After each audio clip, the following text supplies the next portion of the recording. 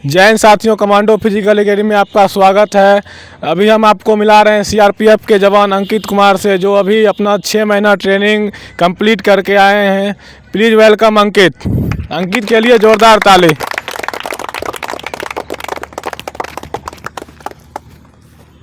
अब हम अंकित जी को सम्मानित करने के लिए बुला रहे हैं छत्तीसगढ़ आर्म फोर्स के जवान चंदन भैया।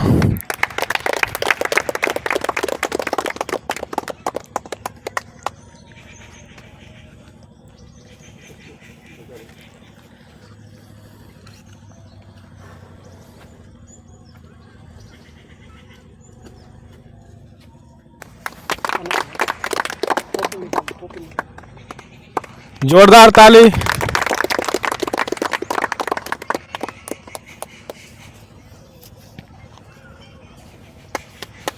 जोरदार ताली फिर से।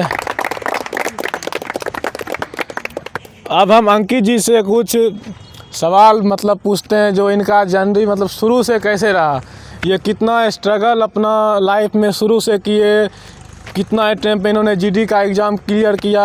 बिहार पुलिस, एक युवा जब तैयारी करता है तो उसके मन में कितना तरह का बात चलता है जो हम छोड़ दें, करें कंटिन्यू। अब खुद सुनिए, अंकित जी खुद बताएंगे इनका लाइफ कैसा रहा। हम तो जानते हैं, लेकिन इनके मुंह से अब पहले इनका स्वागत है एकेडमी में। धन्यवाद शुभम भैया। तो सबसे पहले धन्यवाद आपको, जो आप हमको यहाँ बोलने का मौका दिए हैं। मेरा नाम अंकित कुमार है और मेरा घर राजवाड़ा है। सबसे पहले तो एक कैंडिडेट जब तैयारी करता है तो उसको लगता है कि मेरा 18 साल पूर गया, तब हमको तैयारी करना चाहिए, और बच्चा वहीं पे गड़बड़ा जाता है, क्योंकि 18 साल पूरने के बाद जो तैयारी करता है। और कुछ बच्चे ये हैं जो 18 साल पूरने से पहले ही तैयारी शुरू कर देते हैं।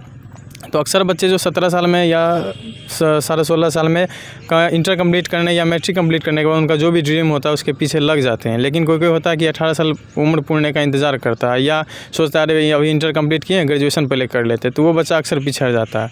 जहाँ तक मेरे जर्नी की बात है, तो मेरा कोई फिक्स ड्रीम नहीं था कि हमको सीआरपी में ही जाना है या बीएसएफ या आर्मी में जाना है। मेरा ये ड्रीम था कि बस कोई भी एक सरकारी नौकरी हो जाए, वो किसी भी विभाग में हो जाए। अक्सर यही सबका ड्रीम रहता है कि किसी भी विभाग में हो जाए। तो बहुत सारा फॉर्म मैंने फिलअप किया था, जैसे रेलवे का हो गया, अग्निवीर, और शुरू में तो थोड़ा डिफेंस बैकग्राउंड से थे, तो शुरू में इधर आर्मी में ही ज़्यादा फोकस किया। लेकिन जैसे अग्निवीर आ गया तो बहुत सारे बच्चे जीडी की तरफ रुख कर दिए, तो मैंने भी जीडी का फॉर्म भरा था फर्स्ट अटैम्प्ट में। तो उस समय मेरा हो नहीं पाया था, क्योंकि बहुत ही कम नंबर था। तो सेकेंड बार में मैंने अटैम्प्ट दिया था तो अच्छा खासा नंबर था, और मेरा चयन सीआरपीएफ में हो गया था। अब बाकी और बहुत स्ट्रगल है, तो जितना सब स्ट्रगल करता है उससे थोड़ा ज़्यादा किए होंगे, लेकिन मेरे इतना स्ट्रगल सब करता है। बाकी आप सब भी, कोई भी जो तैयारी कर रहा है वो सोचता है कि सिर्फ रिटन हम निकाल लेंगे हो जाएगा, और ग्राउंड में आता ही नहीं है। पिछले बार मैं जब जीडी में भर्ती हुआ था तो बहुत सारे बच्चे फिजिकल में ही फेल हो गए थे, क्योंकि वो वैसे बच्चे का सिलेक्शन ज़्यादातर हुआ था जो रिटन में एक्सपर्ट थे। उनका किसी का 150 नंबर, मेरे साथ कुछ बच्चे थे जिनका 145 146 नंबर, और वो फिजिकल में फेल हो गए। तो बच्चे को रिटन के साथ ग्राउंड में भी आना चाहिए और फिजिकल पर भी ध्यान देना चाहिए। अंकित जी के लिए ज़ोरदार ताली। अब हम आपसे एक क्वेश्चन करना चाह रहे हैं। जब एक कैंडिडेट तैयारी करता है तो उसको किन किन चीज़ का फेस करना पड़ता है, घर, परिवार, और सबसे बड़ा जो होता है एक समाज आपको किस नज़र से देखता है। आप तैयारी कर रहे हैं कंटिन्यू, और फिर तब पर भी आप सक्सेस नहीं हो रहे हैं, उस नज़र में एक कैंडिडेट को आप क्या सलाह देना चाहते हैं? अपना अनुभव से थोड़ा बताइए। सबसे पहले तो देखिए, समाज का तो जो नज़रिया है वो आपके प्रति सही हो ही नहीं सकता है। वो आपके बारे में सकारात्मक सोच ही नहीं सकते हैं। वो जहाँ तक भी सोचेंगे नकारात्मक ही सोचेंगे, क्योंकि समाज का वही काम है। आप जब तैयारी चालू करते तो लोग आपको देखते कि हाँ किसी का लड़का सही तैयारी कर रहा था, उसका काम होता है टांग खींचना। तो बिना किसी समाज का ताना उना सुने हुए, ताना दे रहा है देने दीजिए, कोई बात नहीं, क्योंकि आप 18 साल की उम्र में तैयारी चालू कीजिएगा तो वो 22 से 21 कब पार कर जाएगा आपको पता नहीं चलेगा। उम्र आपका चलते रहेगा। और कुछ ऐसे लोग गांव में होते हैं जो आपको किसी के पास बोलेंगे अरे फलना का बेटा की तैयारी करते बाप माइक ठक्का इसे। मेरे बारे में बहुत सारे आदमी बोलते थे, क्योंकि मैं फर्टिलाइज़र में काम भी करता था इससे जीडी से पहले। तो बहुत सारे बोलते थे अरे ये लेबर उबर आदमी है वहाँ, हालांकि लेबर का काम नहीं करते थे, लेकिन बोलता था कि लेबर का काम करता है, क्या ही नौकरी लेगा। अभी वही लोग हम जब जाते हैं, मेरे घर पर आते हैं, मेरे पापा के साथ जो आदमी नहीं रहते थे पहले, वो भी आके हाल समाचार पूछते हैं, या हम कहीं जाते हैं तो पूरा एकदम अरे ऐसा लगता है कि जो है हम ही हैं। उन लोगों को ऐसा लगता है कि अब जो है यही है। तो समाज के पीछे आप अगर उसके बात पे चलते हैं तो फिर आप सक्सेस नहीं हो पाएंगे, क्योंकि समाज का काम है आपके बढ़ते हुए विकास को रोकना, क्योंकि समाज नहीं चाहता कि मेरे बच्चा के अलावा किसी का विकास हो। इनका स्ट्रगल हम आपको बता रहे हैं। जब ये तैयारी करते थे तो उस टाइम ये रिफाइनरी में जॉब भी करते थे और वहीं पे रूम लेके ये तैयारी भी करते थे। एक नया कैंडिडेट के लिए इतना डीप मतलब सोचना ही एक बहुत बड़ा बात हो जाएगा, जॉब की तैयारी करते हुए काम करना।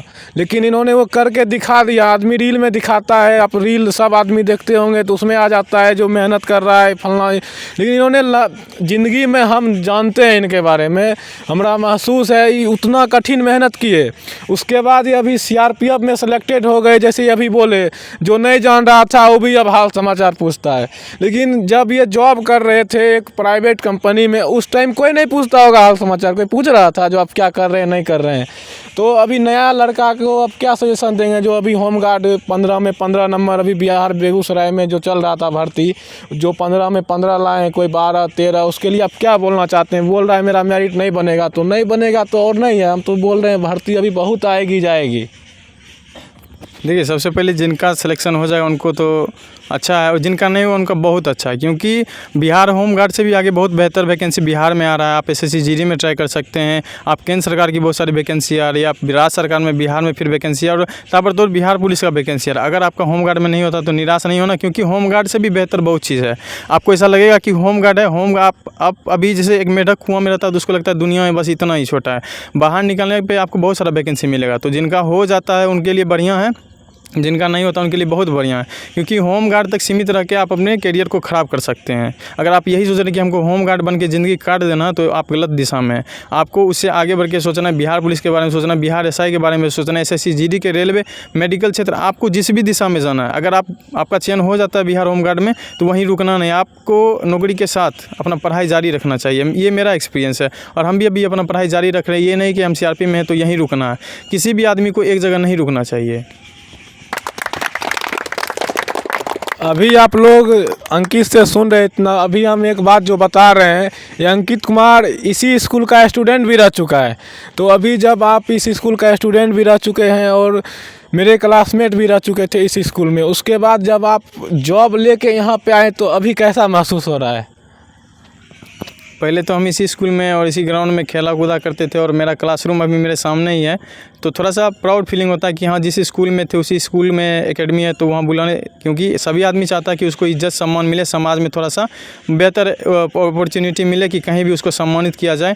तो अच्छा लगता है। जिस स्कूल में हम आज भी अपने हाई स्कूल गए थे, वहाँ मैम उनसे मिले तो बहुत अच्छा सम्मान मिला। तो ये आदमी बस सम्मान का भूखा है। आप जॉब लेने के बाद ये नहीं है कि आप ही सबसे हीरो या 30 मार खान हो गया, ऐसा नहीं है। बस आदमी जॉब लेने के बाद उसको बस एक समाज में इज्जत सम्मान के लिए किसी के सामने गिड़गिड़ाना नहीं पड़ता, वो ऑटोमेटिक आपको मिलने लगेगा।